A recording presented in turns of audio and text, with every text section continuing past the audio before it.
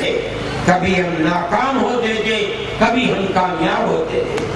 ہمارے سامنے مسئلہ جامع ملیہ کے اقلیتی کردار کا آیا، تاکہ جامع ملیہ کو مسلمانوں کا بقایا، میں تو جانتا ہوں بڑھے آدمی ہے جانتے تھے، میں نے کہا جانتے ہیں تو اس کے اقلیتی کردار کو کیوں نہیں بحال کرتے؟ منموہن سنگھ 8% مسلمان بغیر مقابلے کے آئے گا، اور جو مقابلے سے آئے گا وہ الگ۔ جب آپ مسلمان کی تعلیمی حیثیت کو اونچا کرنا چاہتے ہیں، کیا رکاوٹ ہے؟ میں باہر آیا اور میں نے معلومات حاصل کی، مجھے یہ پتا چلا کہ ایک سندھی کالج کے اوپر مقدمہ چلا اور ہائی کورٹ نے یہ فیصلہ دی، انہوں نے فوراً اس کے آرڈر جاری کر دیے۔ اب میں کہتا ہوں کہ وزیر نے اس کے خلاف 6 پٹیشنیں دائر کرا دی، لیکن وہ کوئی راضی تھوڑا ہی تھے۔ مجھے پتا تھا کہ یہ کبھی یہ کام نہیں کریں گے۔ جب وہ رک گیا مسئلہ، میں پھر ان کے پاس گیا، میں نے کہا دیکھیے یہ ہو گیا۔ انہوں نے پھر اس سلسلے کے اندر کوشش کی اور سونیا جی سے کہا، مجھے راہل جاتے تھے، ہمیں ناکامیاں بھی ملتی تھی، ہم کامیاب بھی ہوتے تھے۔ آج کی صورتحال ملک کے اندر، میں کہتا ہوں ملک کی بدقسمتی سے، مسلمان کی بدقسمتی سے، میں کہتا ہوں قوم کی بدقسمتی سے، میں بنیادی بات جو کہنا چاہتا ہوں وہ یہ کہتا ہوں کہ برابر یہ کوشش ہوتی رہتی تھی کہ جیسے مسلم اور غیر مسلم ووٹ کی تقسیم کرا دی جائے۔ یہ ایک ایسی چیز تھی جس سے کبھی انکار نہیں کیا جا سکتا۔ آج بھی وہی تحریک چل رہی ہے۔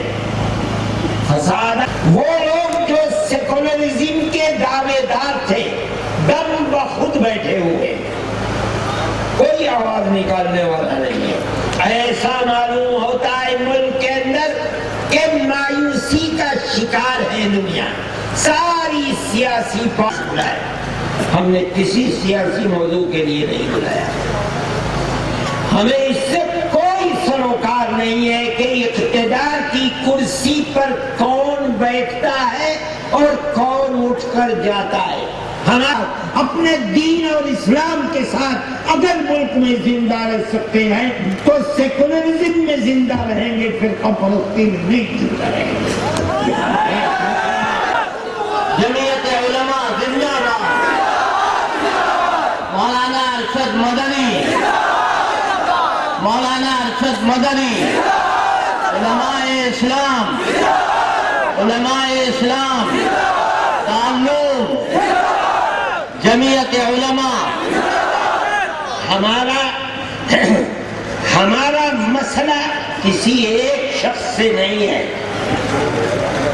ہمارا اختلاف اس نظریے سے ہے، جو نظریہ ہم یہ سمجھتے ہیں کہ اس ملک سے امن و امان کو تباہ کرے گا، اقلیتوں کو تباہ کرے گا، اور سب سے زیادہ تباہی یاد رکھیے جس کا خطرہ ہے وہ مسلمان کے لیے ہے، اس لیے کہ اسی نظریے نے ملک کی آزادی کے بعد سے لے کر آج تک 20,000 فسادات کرائے، اسی نظریے کے ماننے والوں نے 50,000 مسلمانوں کو گاجر اور مولی کی طرح اپنے ملک میں کاٹا ہے، اسی نظریے نے ہمارے آباء و اجداد کی اربوں اور کھربوں کی جائیداد کو آگ لگایا۔